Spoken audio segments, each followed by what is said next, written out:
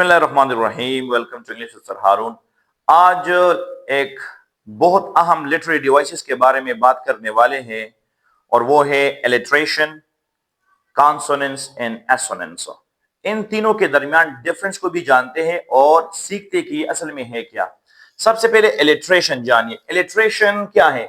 Alliteration है the repetition of consonant sound at the beginning of neighbouring words. जब मुख्तलिफ अल्फाज के शुरू में एक कॉन्सोनेंट लेटर या साउंड रिपीट हो जाए तो इस टेक्निक को एलिट्रेशन कहता है। इस तरह है फुल फेथम फाइव दाई फादर लाई। यहां फुल ये इफ से शुरू है, fathom five and father. So this if has been repeated 4 times in this line. So this technique is called alliteration. Alliteration. Second example, the fair breeze blew, the white foam flew. यहाँ ये जो breeze है ये B से शुरू है और ये जो blue है ये भी B से शुरू है। तो this consonant B has been repeated 2 times. The white foam flew. यहाँ भी F है और यहाँ भी F है। तो नाइबरिंग वर्ड्स के जो अव्वल में जब कोई कॉन्सोनेंट लेटर रिपीट हो जाए इसको एलिट्रेशन कहता है। इसके बरक्स कॉन्सोनेंट्स क्या है? कॉन्सोनेंट्स ये कॉन्सोनेंट की तरह मुशाबे है। कॉन्सोनेंट भी the repetition of consonant sound होती है लेकिन अव्वल में नहीं होती, इब्तिदा में नहीं होती, anywhere apart from beginning. So consonance is the repetition of consonant sound within neighboring words. Neighboring words के अंदर। मिसाल की तरफ देखें, the silent hills is full of mildness.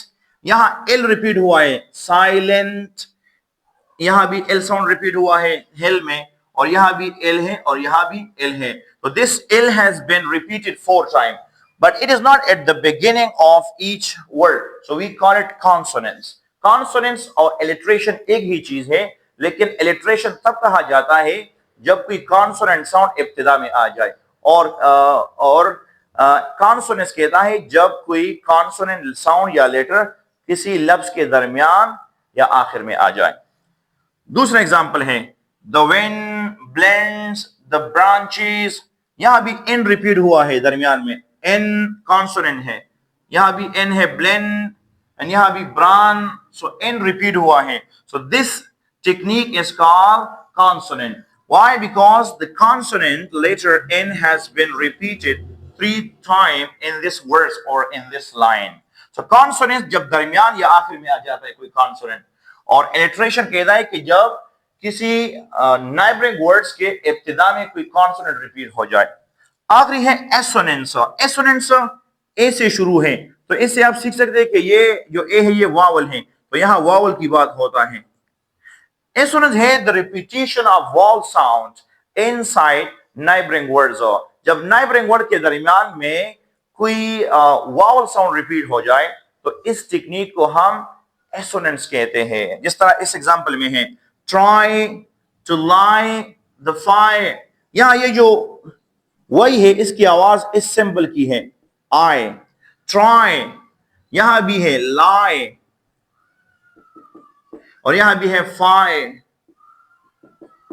So try to light the fire. Try to light the fire. तो यहां ये जो वावल साउंड है ये 3 बार रिपीट हो चुका है इस लाइन में, लिहाजा इसको हम एसोनेंट्स कहते हैं। इस जुमले में एसोनेंट्स मौजूद हैं। दूसरा एग्जांपल है hear the mellow wedding bells. Hear, सुनो, the mellow, the beautiful. यहां भी वावल ई रिपीट हुआ है, mellow, यहां भी ई है, wedding, एंड यहां भी ई है। तो यहां ये जो ई साउंड है ये 3 बार रिपीट हो चुका है और ई वावल्स है, लिहाजा हम इस टेक्निक को कहते हैं एसोनेंट्स। तो उम्मीद करता हूं कि आपने इस छोटी सी वीडियो में ये अहम पॉइंट सीखा होगा।